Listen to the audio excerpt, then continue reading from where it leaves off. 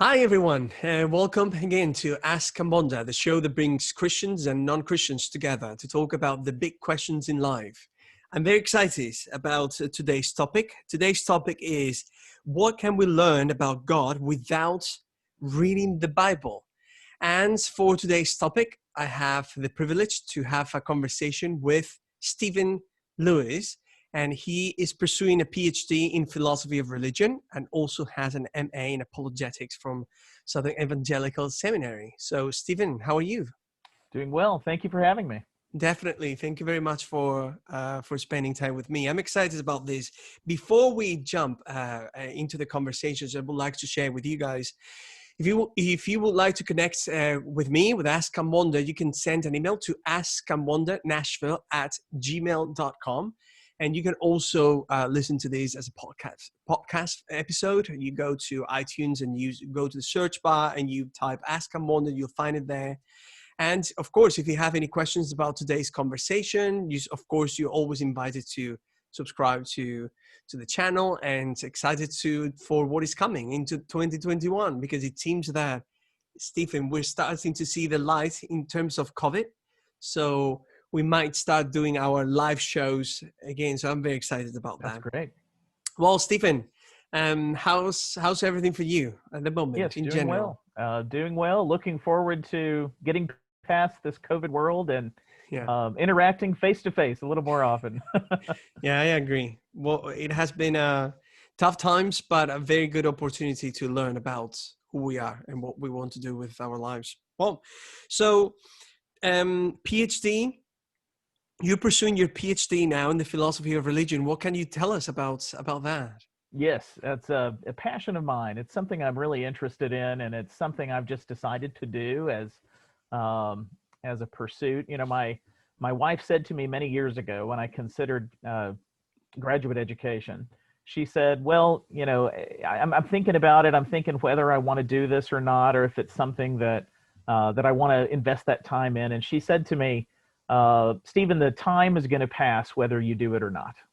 Wow. And so at the end of the process, you know, I'm either going to accomplish something and do something for my benefit or not. And I just decided to go for it. So I've pursued a master's in Christian apologetics. And then from there, learned a lot about philosophy of religion, and it really piqued my interest. So I pursued further in the PhD work that I'm in now.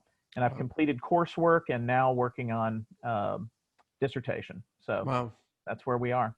That's exciting. Well, so Stephen, I usually start always with all my guests, whether Christians or non-Christians, with a question concerning your faith or non-faith. So you're a Christian. I am. And yes. So have you always been a Christian, or have you had episodes in your life in which you doubted? Will you tell us a little bit about your journey? Sure, I'd be glad to. I did come to faith at a very young age. I grew up in a Christian home. We went to church regularly, so I've been part of that world for a long time.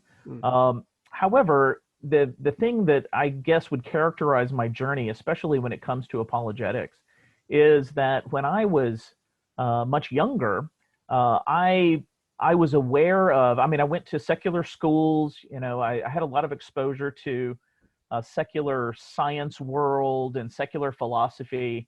And I realized there were a lot of challenges and questions that seemed to contradict or attack Christianity. And I thought for a long time that my position as a Christian was just to maintain faith, and that, you know, there were questions I couldn't answer and stuff I couldn't understand, and that perhaps part of our Christian journey is just to have faith in God. And I think that is part of our journey for sure.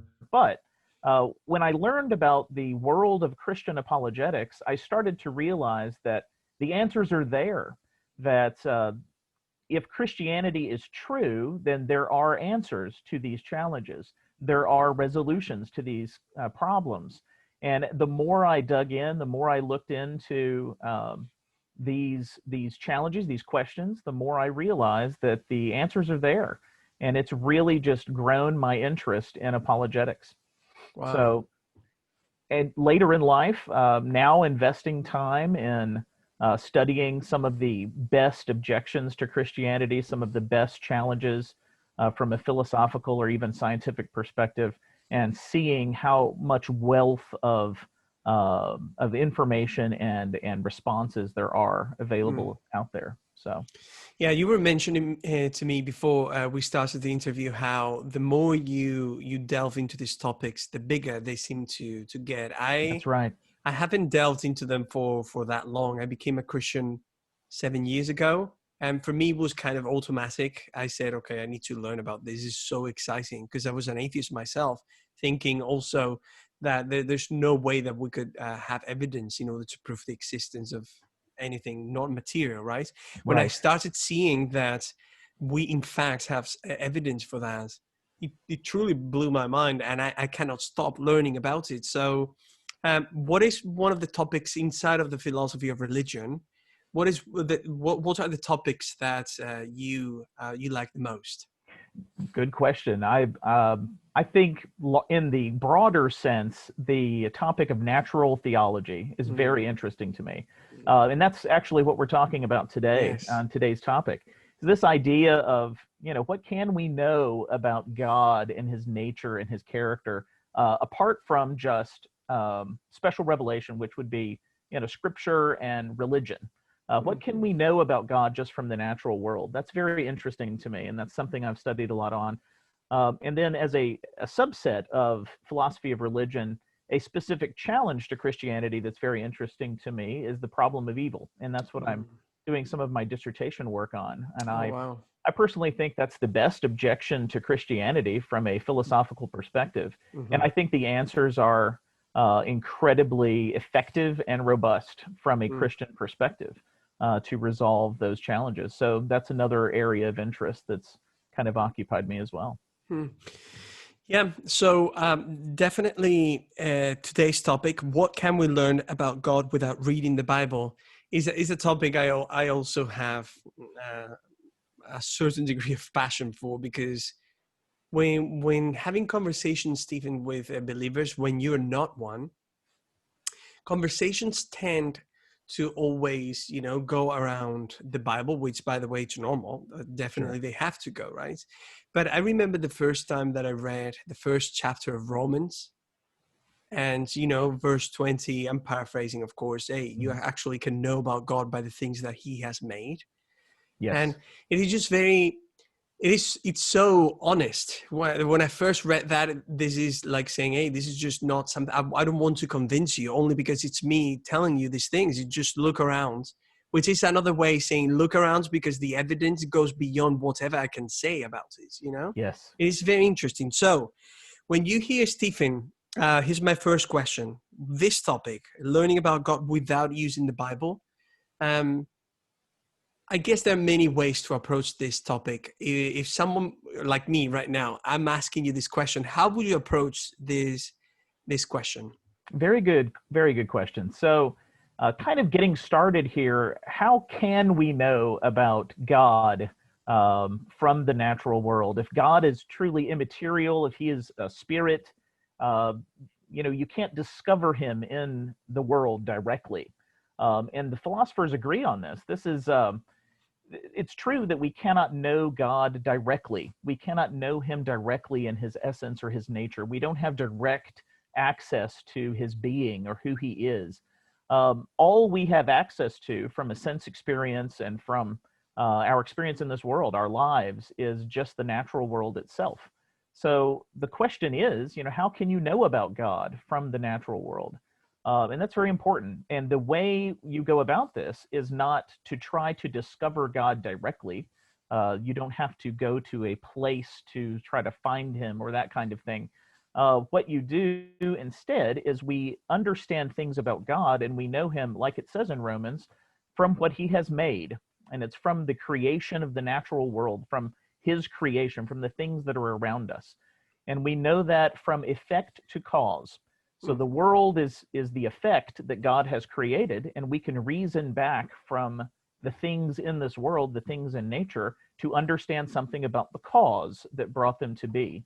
And those are most of the arguments for God's existence and who he is follows that pattern. We're arguing from the effects of the natural world that we're exposed to in our lives back to what that cause is that brought these things to be.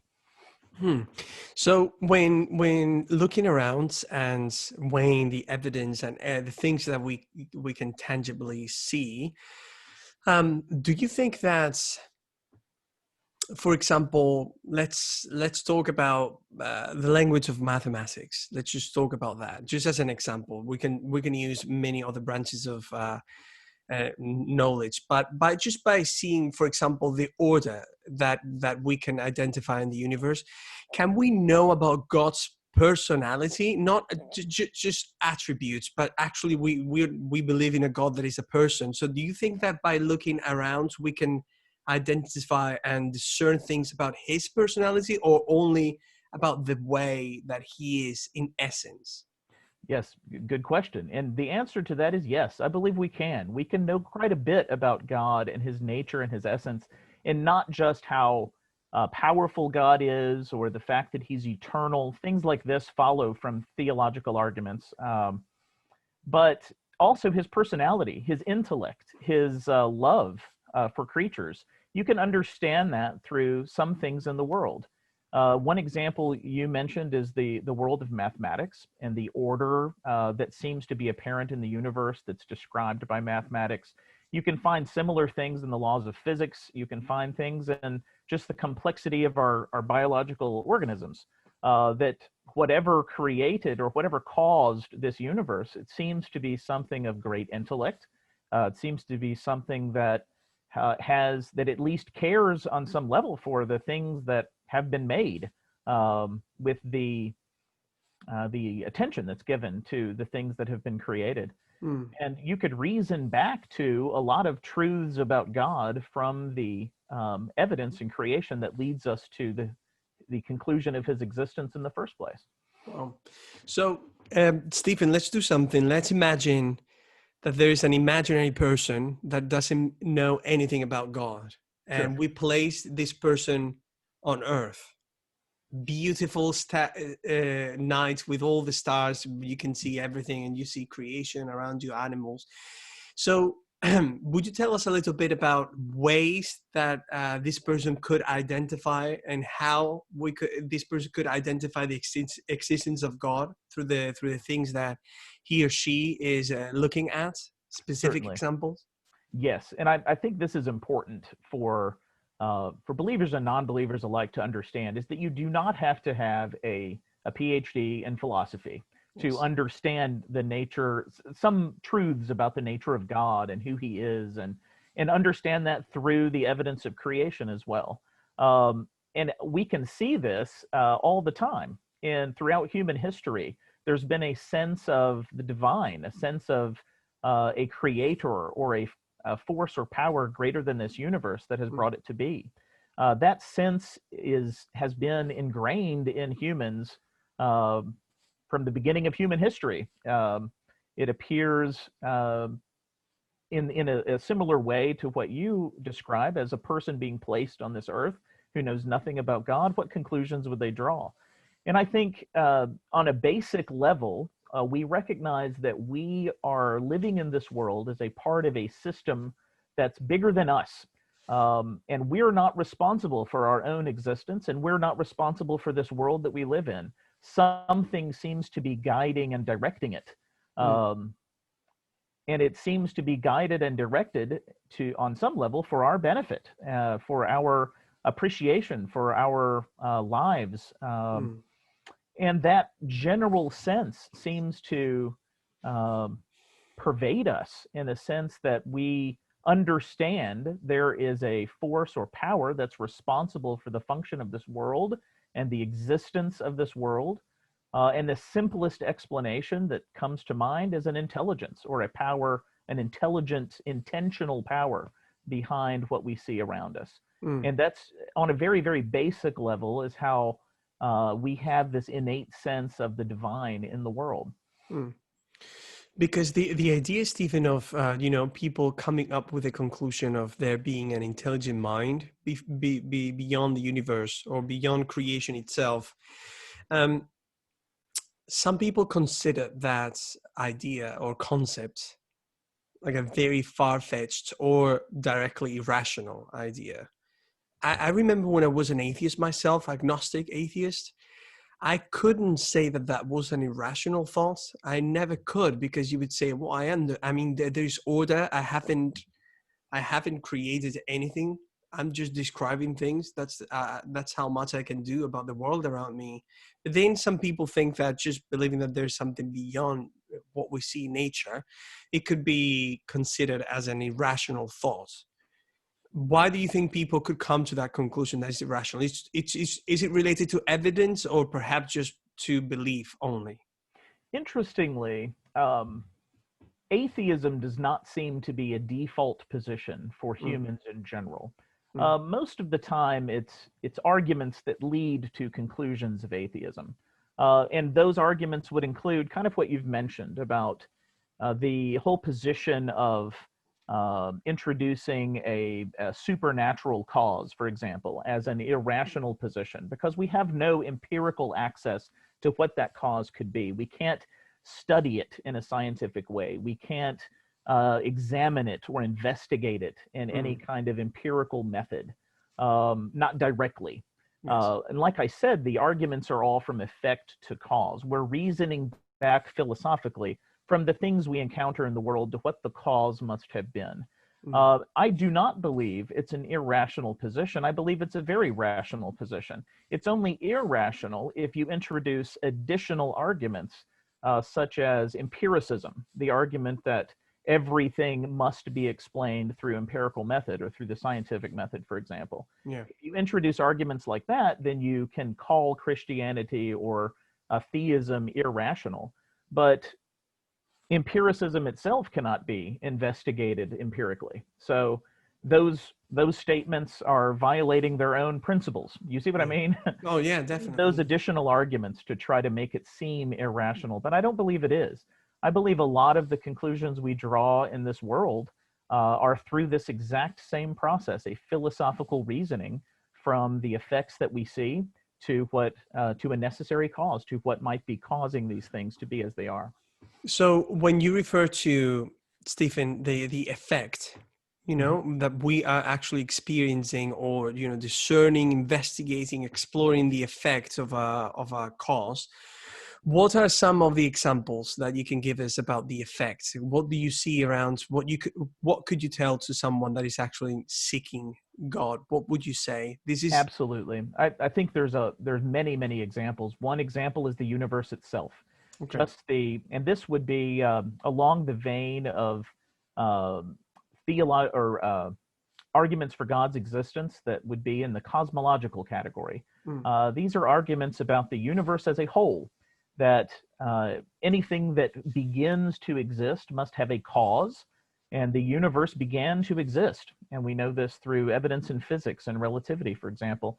So therefore, it must have a cause. And whatever that cause is, it would have to be something that is not of the universe. It's time itself begins at the beginning of the universe, so it has to be something that's outside of time. And you start drawing conclusions about what that cause must be. And all of the definitions you end up with sound very much like God. That's one example. Also, the teleological category of arguments, which is things like complexity in the world, and also fine-tuning of the laws of physics and the law of gravity, the strong and weak nuclear force, the speed of light, things like these that are constants in our world. They're all set at very, very specific levels that make reality possible as we know it. They make physical matter possible. There's no reason that physicists can come up with, at least not to my knowledge, as to why these constants have to be what they are. And life would be completely impossible if any of these were off by just a fraction of a degree. So this kind of evidence in the world, the effects that we see, are these very specific levels that physics, the laws of physics, for example, are set to make reality possible. And that seems to indicate some intent there, some intention to setting up the world in such a way to make things like matter and life possible. Yeah. What happens when having conversations with with non-believers, I have encountered many times that when you put all these arguments for the existence of God, and perhaps you can build a cumulative case for his existence, but they, for example, would say, a non-believer would say, well, that's not evidence at all, or this is not saying anything about God's existence, or they would say, we just don't know. I have a question about this, and Sure. since you're a professional philosopher, I don't want to miss the opportunity to ask you this. So because I did that in the past as well, when we say I don't know, that means that everything that we know about the universe, which, by the way, I mean, there's always room to know more, but we know quite a lot at this moment. How much evidence does a person need in order to go from the I don't know to I actually know something about this?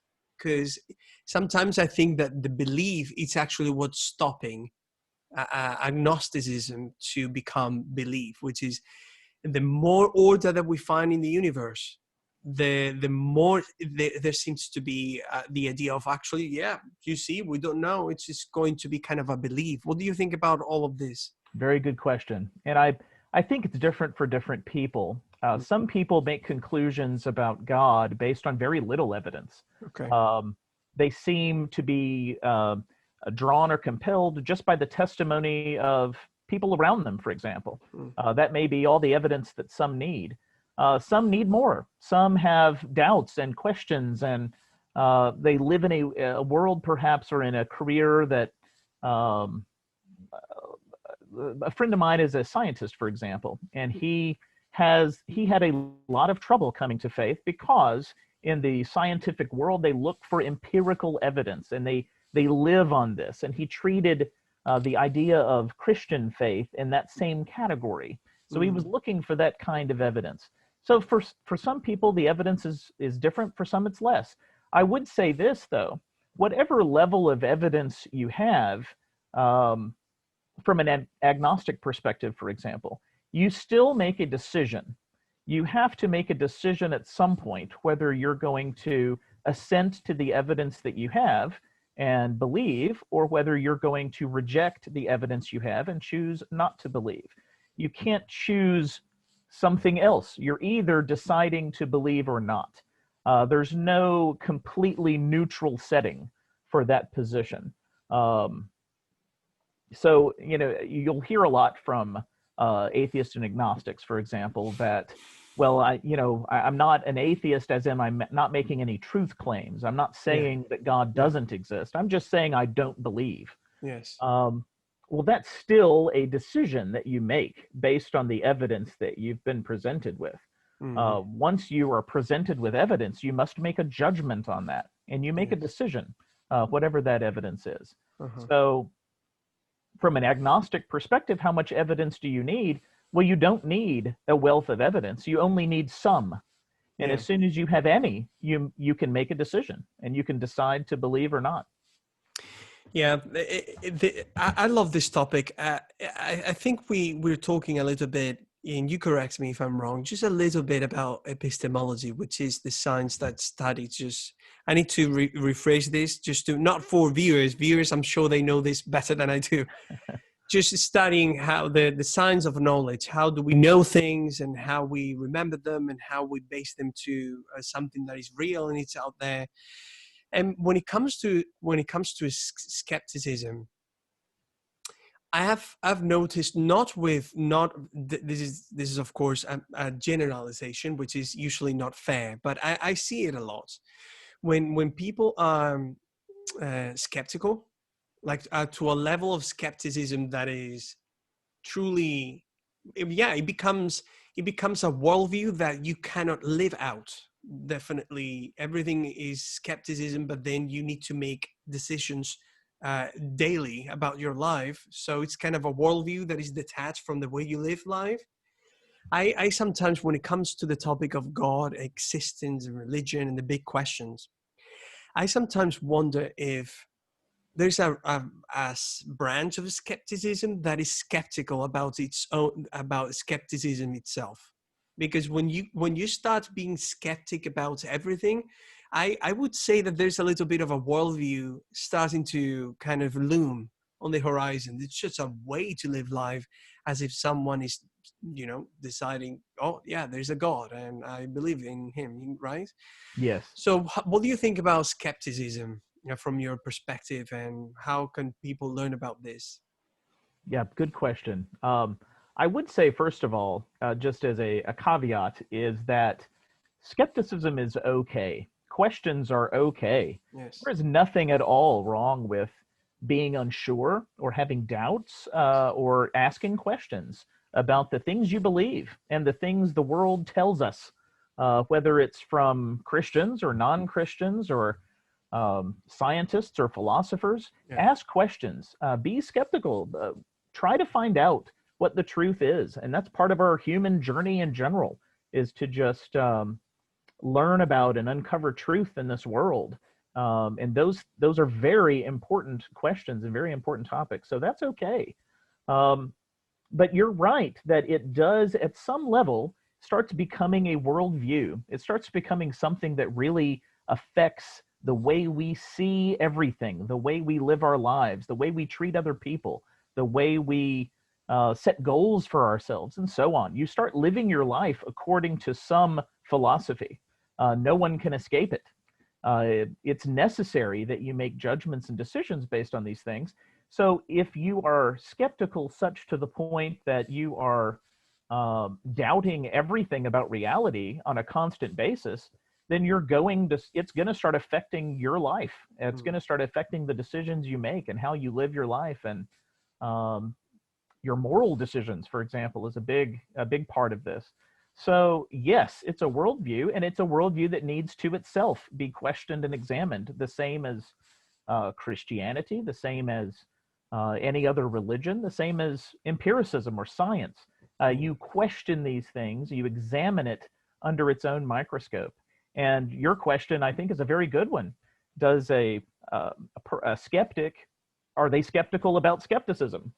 To start with, I think you have to start with your own worldview and make sure it's self-consistent before you start investing in it in that way. So yes, very good question. Yeah, I see that a lot, and I see also a trend of just wanting to deconstruct other people's views, but when it comes to asking questions, what let's imagine that we actually deconstruct all the worldviews that we want to deconstruct. We human beings don't live a life in a vacuum in terms of ideas. You need to put something in its place. But when it comes to thinking about, hey, Christianity is false, religion is false. Okay, let's put something in its place. What is it? Let's talk about it. Let me know what it tells about purpose and the meaning of life beyond the things that we taught and see. And that's where the conversation, I think, is not going when it comes to non-believers. And I don't think it's fair, because, of course, when you criticize, it's a beautiful thing to do, meaning, of course, asking questions about, oh, I think this is wrong, the Bible is this. I mean, the Bible is clear. It's a book. You open it, you read it, you point at things. It's very clear. It's so easy to do it. But when it comes to criticizing or asking questions, doubting about skepticism itself, you just the only thing you can do is to be skeptical about the deconstruction process of doing it, because when putting something in its place of Christianity, it seems that there's a vacuum there that it's never filled up.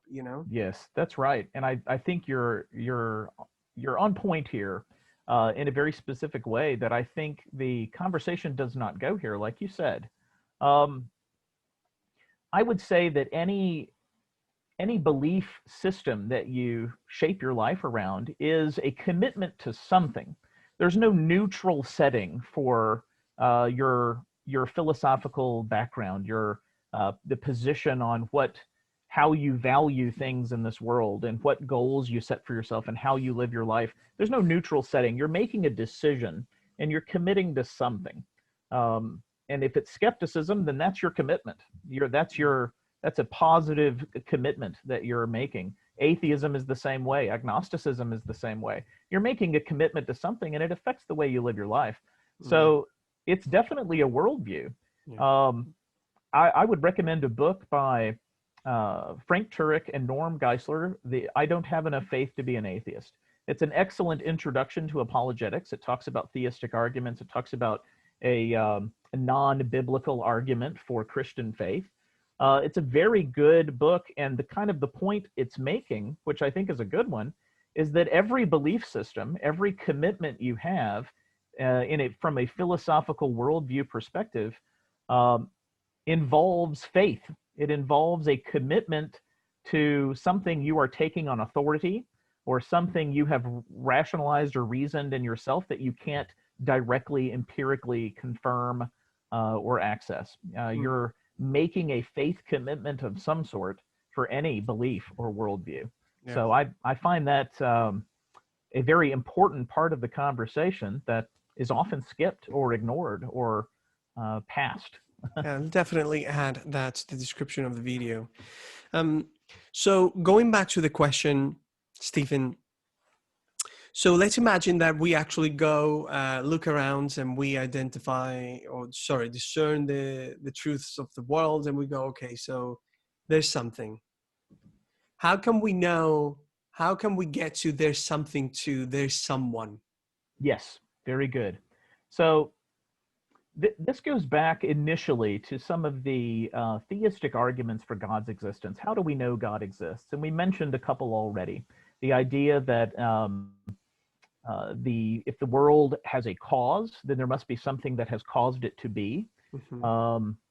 The argument from contingency, the fact that if the world is a contingent world, which means that things exist that don't have to exist, they don't exist necessarily, then they must be grounded in something that does exist necessarily.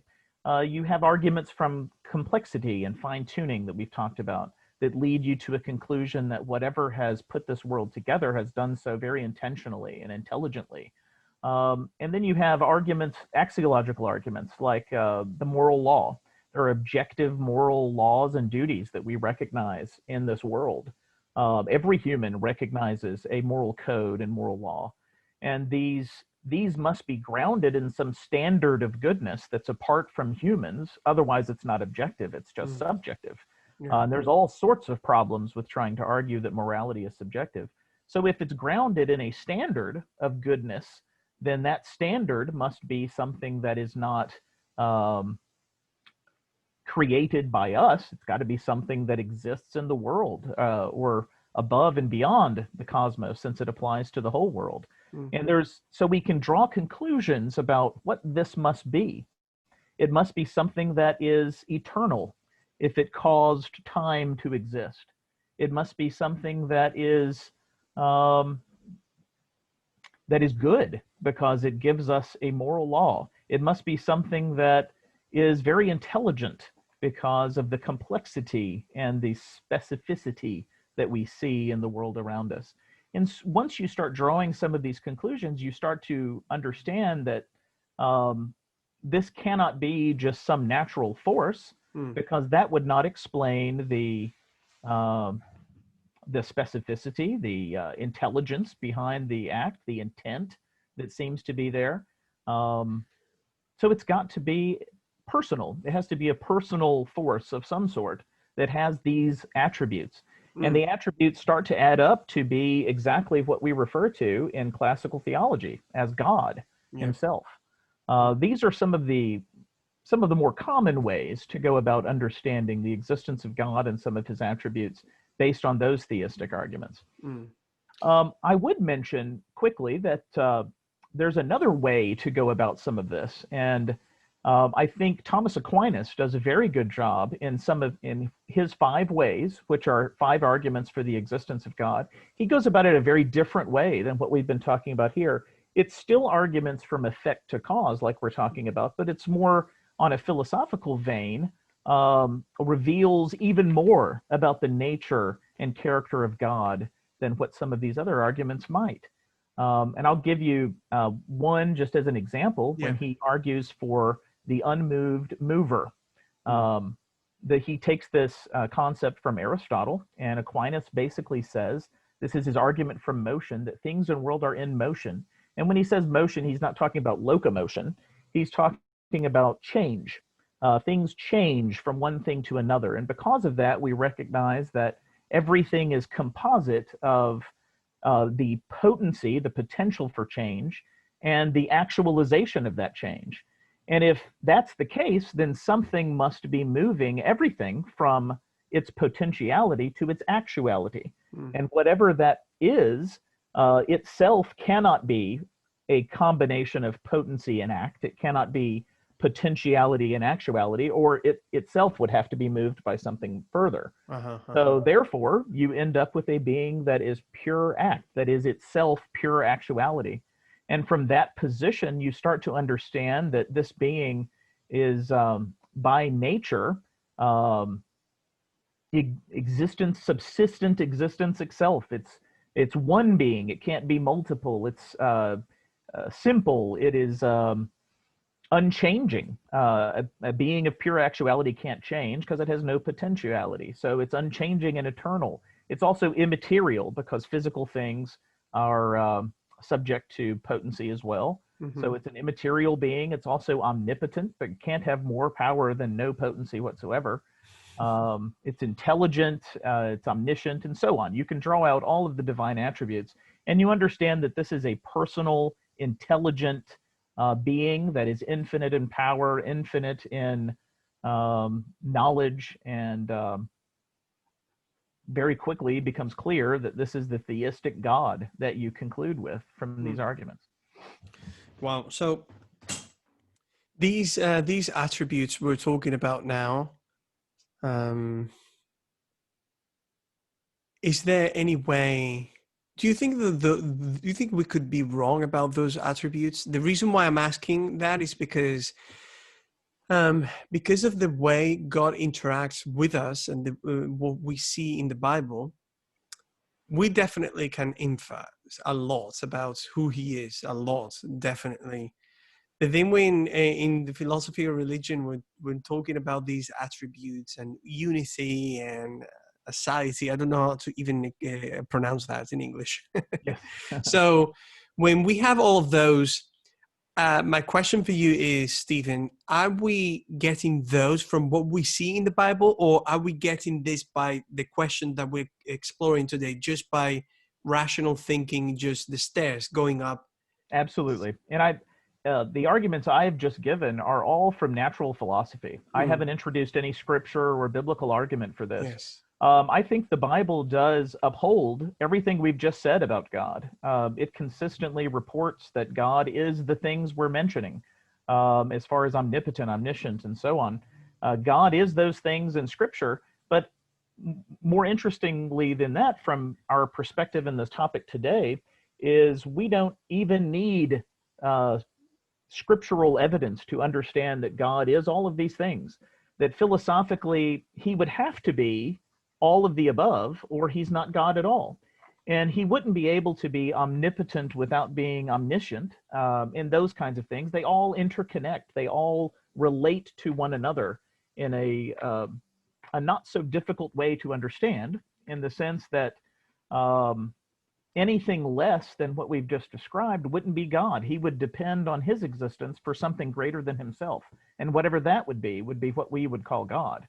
So on some level, at the very basis level, philosophically speaking, we can understand that the cause of this world, of ourselves, of everything that exists, has to be something that includes all of these attributes.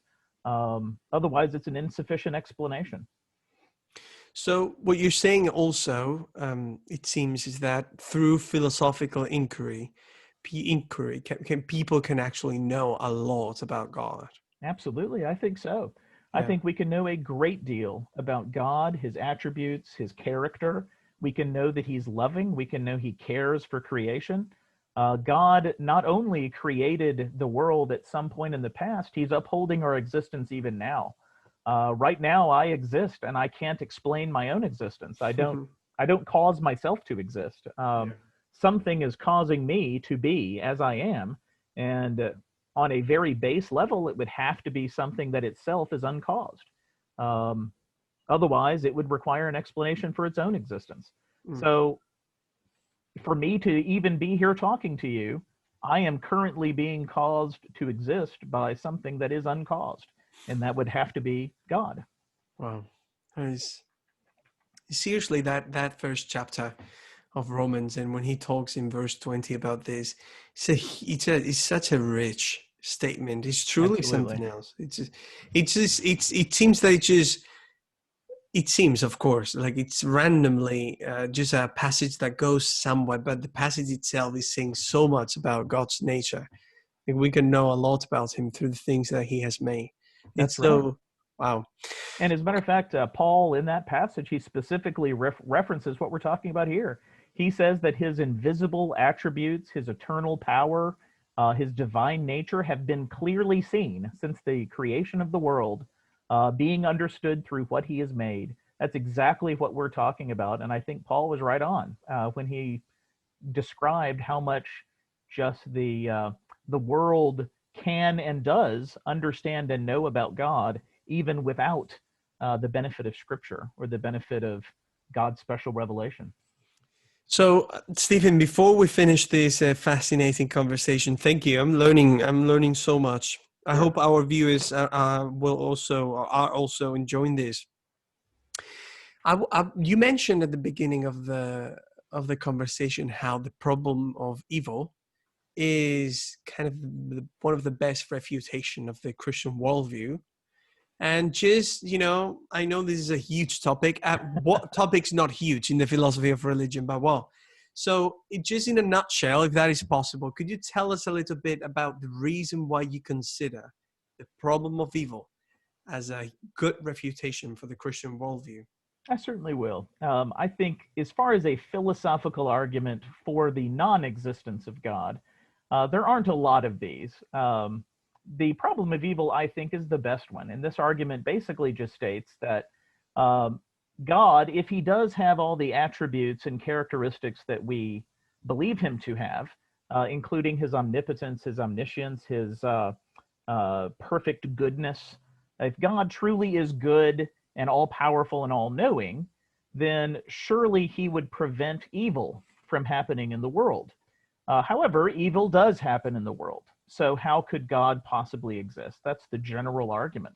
And I think it speaks to the reason this is so compelling for a lot of people is because both of those premises seem obviously true.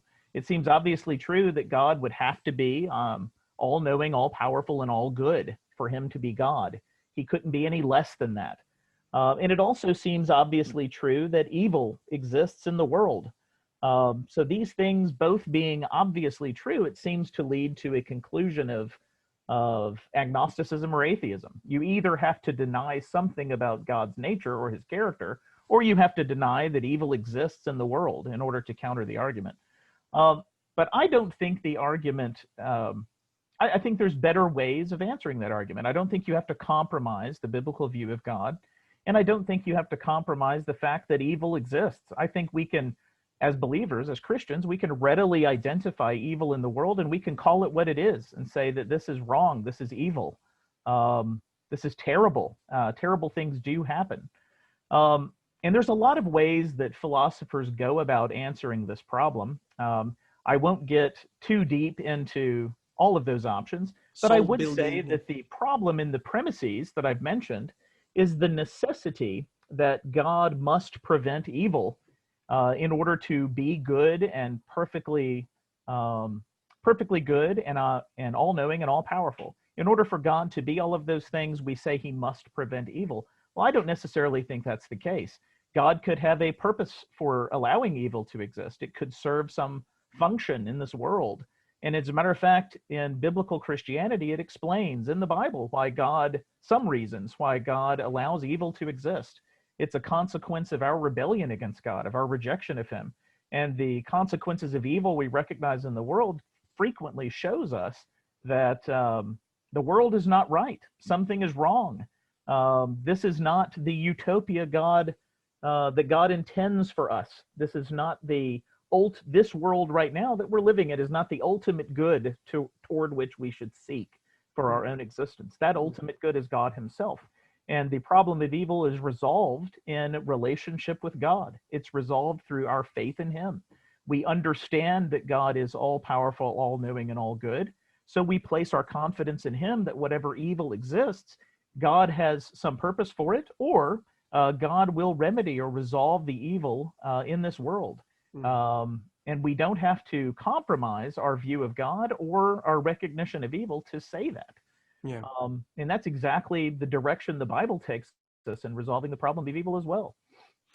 That is very interesting, Stephen. The problem of evil is a topic that I've read about this, but it's not a topic I've delved into it. Sure. You know, it's there's a huge difference there. But something that that makes me think a lot about this topic is the fact that when talking about this, in fact, I would say this was one of the topics that started to be kind of annoying and just to bother me as an agnostic atheist, because I would say, you know what?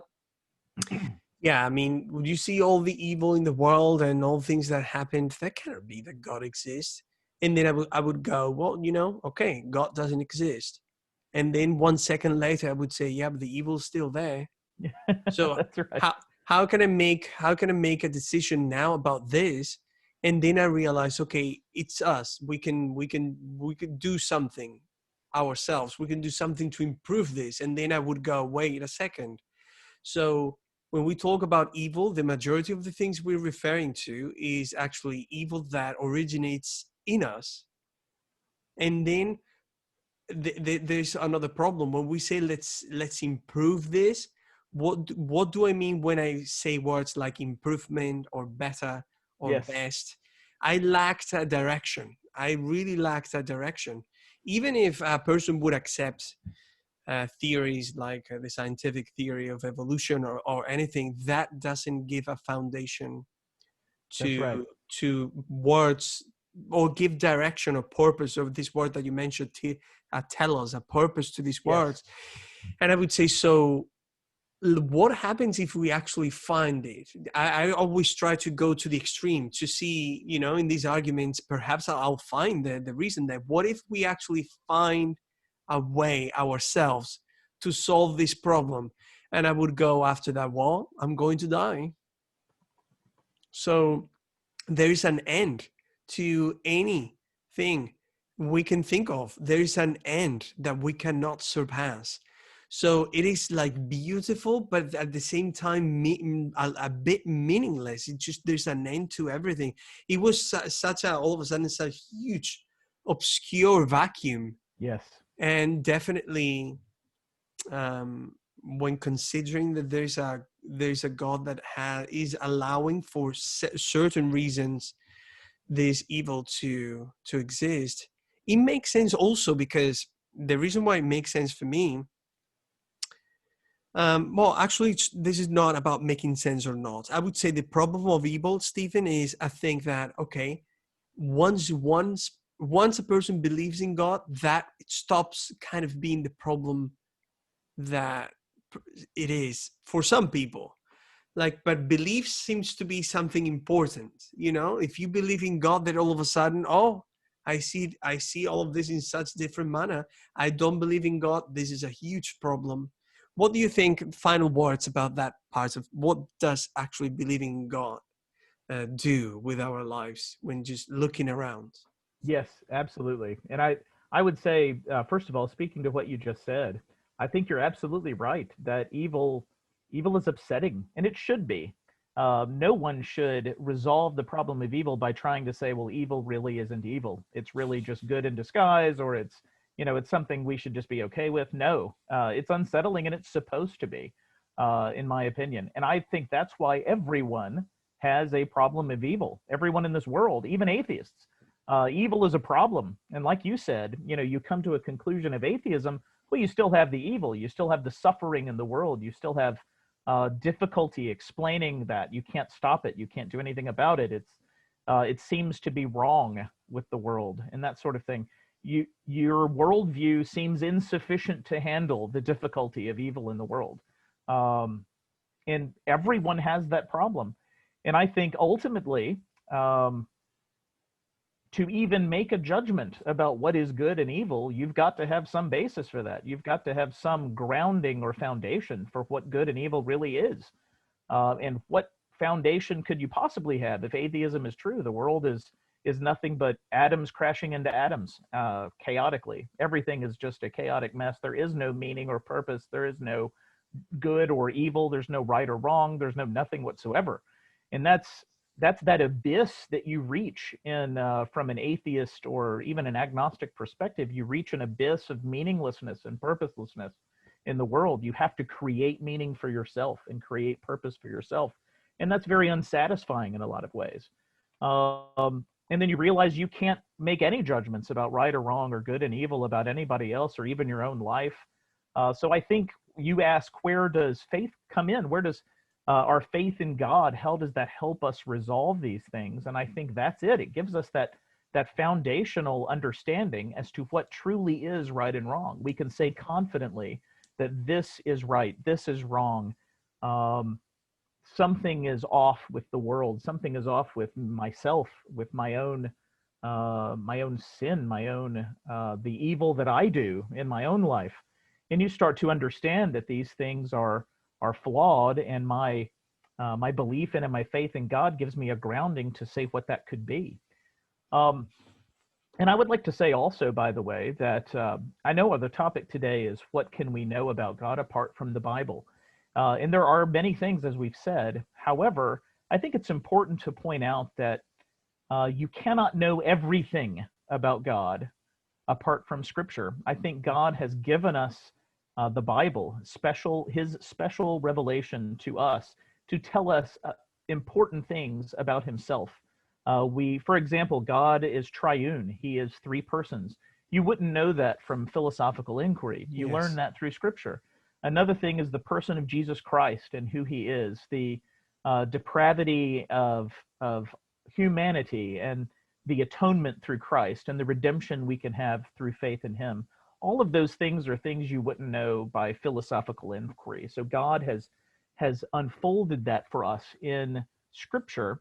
And I think you need a combination of good philosophy and an understanding of God's revelation through the Bible, through Scripture, to know everything we need to know about resolving these kinds of difficult questions, such as evil in the world. And the Bible tells us a great deal about that. So I would encourage your viewers to not just stop at philosophy or think that you can know everything you need to know through that.